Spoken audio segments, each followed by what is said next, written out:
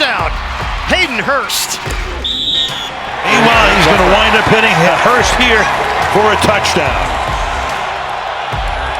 Dear Hayden, get ready. This is going to be a wild 10 years. No one could have imagined the twists, turns, ups and downs, the crash, and the resurrection.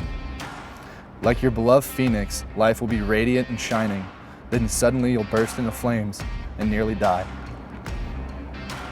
Only to be reborn from the ashes to become a first-round NFL pick.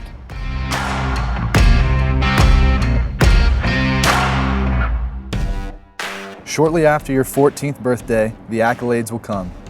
Throwing in the upper 80s as a pitcher, the local sports anchor will do a TV segment on you. But during that throwing session, you'll feel a pop, and your velocity will begin to lag. A month later, Dr. Andrews, the top orthopedic surgeon in the country, performs Tommy John surgery on you. 12 months after the surgery, you're on the mound again. And then the roller coaster takes off.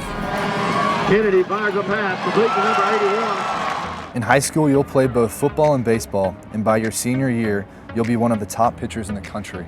You're projected to be a late first or early second round pick in the MLB draft. But when the time comes, you'll wait 2 days to hear your name called.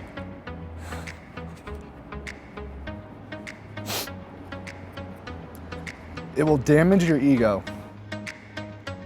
The Pittsburgh Pirates will grab you in the 17th round, and off you'll go as a 19-year-old for your first year in minor league baseball. Hard-throwing right-hander Hayden Hurst. But tighten up. Life will spiral downward from here.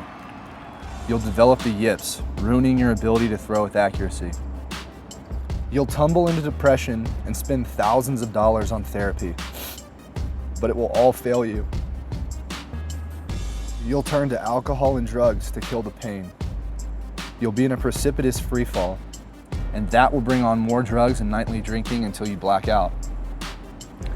Finally, in 2015, at the age of 21, you'll leave during spring training and retire from baseball. The baseball dream will be dead.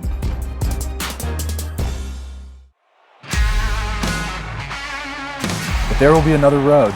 You'll walk onto the University of South Carolina football team in the summer of 2015.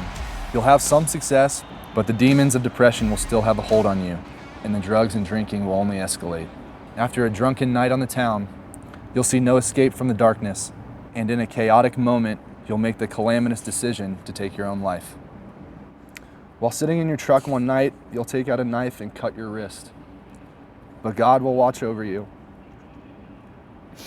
And despite being almost blacked out drunk, you'll miraculously call a friend who happens to be in nursing school. She rushes over to stop the bleeding and calls 911.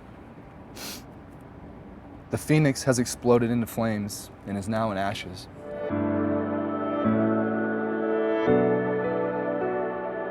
You'll be taken to a local hospital and stabilized, then moved to a psychiatric ward and placed on a 72-hour suicide hold.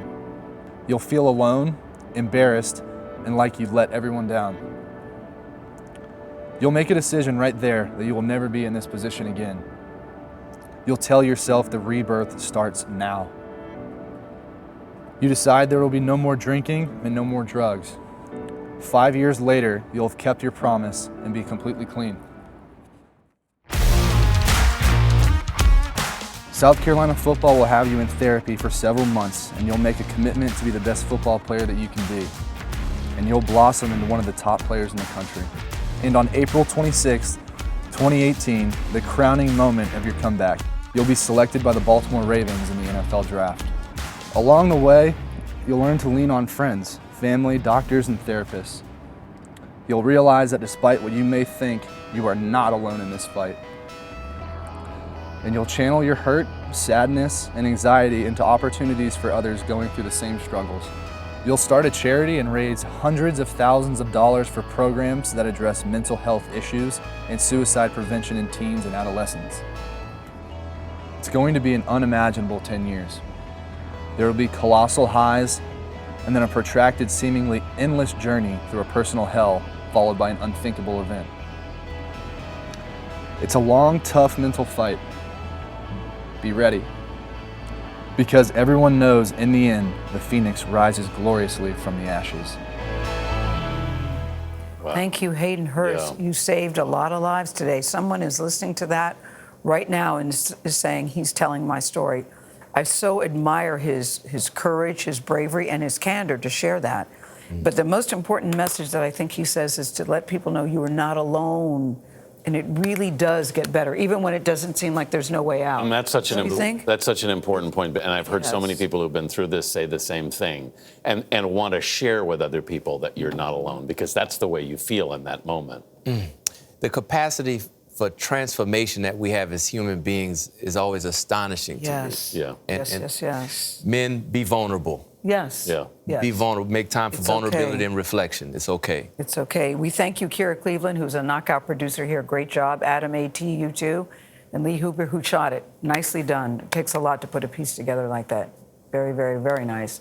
If you or someone you know is experiencing a mental health crisis, you can call the National Suicide Prevention Line. It's 1-800-273-8255. Or maybe it's easier to text HELLO to 741-741.